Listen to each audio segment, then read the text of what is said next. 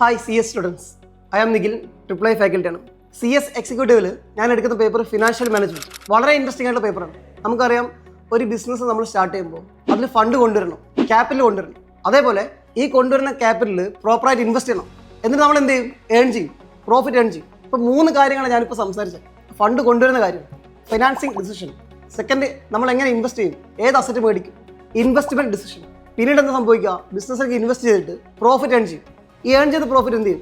Distribute ചെയ്യാം, share ഹോൾഡേഴ്സിന് dividend ആയിട്ട് കൊടുക്കാം, അല്ലെങ്കിൽ ബാക്കി നമുക്ക് റീറ്റേൺ ചെയ്യാം, റിട്ടേൺ ചെയ്യാം, return earnings.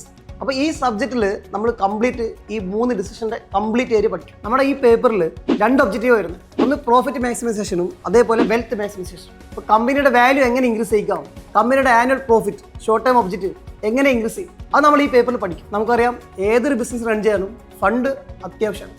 Non profit organisation ആണെങ്കിൽ പോലും ഫണ്ട് ഉണ്ടാവണം. അപ്പോൾ നിങ്ങളിപ്പോൾ CS പാസ്സായിട്ട് ഇപ്പോൾ നമ്മൾ ഏത് കമ്പനിയിൽ പോയാലും, ഇനി നിങ്ങൾ സ്വന്തമായിട്ട് ബിസിനസ് സ്റ്റാർട്ട് ചെയ്താലും നമുക്ക് ഫണ്ട് ആവശ്യം. ഈ ഫണ്ട് എഫക്റ്റീവായിട്ട് മാനേജ് ചെയ്യാൻ പഠിക്കും. അപ്പോൾ ഫണ്ട് എങ്ങനെ മാനേജ് ചെയ്യാം? ഫൈനാൻഷ്യൽ മാനേജ്മെൻറ്റ്, അതാണ് സബ്ജക്റ്റ്. അപ്പോൾ ഈ സബ്ജക്റ്റ് നിങ്ങൾ പഠിക്കുമ്പോൾ ഈ സബ്ജക്റ്റിൻ്റെ മെയിൻ ഒബ്ജക്റ്റീവ് നമ്മൾ ഫണ്ട് എഫക്റ്റീവായിട്ട് മാനേജ് ചെയ്തിട്ട് കമ്പനിക്ക് മാക്സിമം എന്താണ് പ്രോഫിറ്റ് ഉണ്ടാകും, പ്രോഫിറ്റ് മാക്സിമൈസേഷൻ. അതേപോലെ ലോങ് ടൈം ഒബ്ജക്റ്റീവായിട്ട് നമ്മുടെ കമ്പനിയുടെ വാല്യൂ, മാർക്കറ്റ് വാല്യൂ ഇൻക്രീസ് ചെയ്യും. ഇപ്പോൾ 2 ഒബ്ജക്റ്റീവാണ്. ഒന്ന്, എല്ലാ വർഷവും ഷോർട്ട് ടൈം ഒബ്ജക്റ്റീവ്, എല്ലാ വർഷവും നമുക്ക് ഏതൊരു ബിസിനസ് സ്ഥാപനത്തെ പോലെയും പ്രോഫിറ്റ് ഏൺ ചെയ്യാൻ പറ്റും.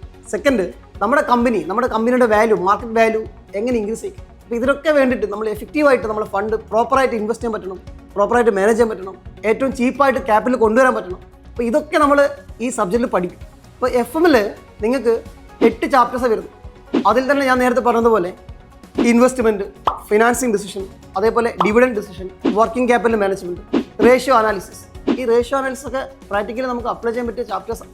എത്രയായിരുന്നു കഴിഞ്ഞ വർഷത്തെ കമ്പനിയുടെ GP ratio, gross profit ratio, net profit ratio. ഈ subject exam point of view നോക്കുകയാണെങ്കിൽ 100% പ്രാക്ടിക്കൽ ഓറിയൻറ്റഡ്. നിങ്ങൾക്ക് പ്രോബ്ലം പേപ്പറാണ്, സ്റ്റെപ്പ് മാർക്ക് ഉണ്ട്. നിങ്ങൾ ഫൈനൽ ആൻസർ കംപ്ലീറ്റ് അല്ലെങ്കിൽ പോലും ഓരോ സ്റ്റെപ്സിനും മാർക്ക് കിട്ടും. പണ്ട് അങ്ങനെയല്ലായിരുന്നു. ഓൾഡ് സിലബസിൽ MCQ ഒരെണ്ണം തെറ്റിയാൽ കംപ്ലീറ്റ് പോയി.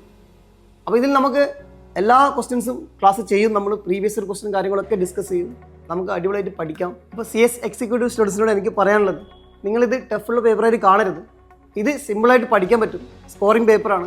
പ്രോബ്ലം ആണെങ്കിലും ഈസി ആയിട്ട് ചെയ്യാൻ പറ്റിയ ക്വസ്റ്റ്യൻസ് എല്ലാം ഉണ്ടാവും എക്സാം. അപ്പോൾ നിങ്ങൾക്ക് ഈ പേപ്പറിനെ പറ്റി ഏകദേശം ഒരു ഐഡിയ കിട്ടിക്കാണെന്ന് വിചാരിക്കുന്നു. Thank you.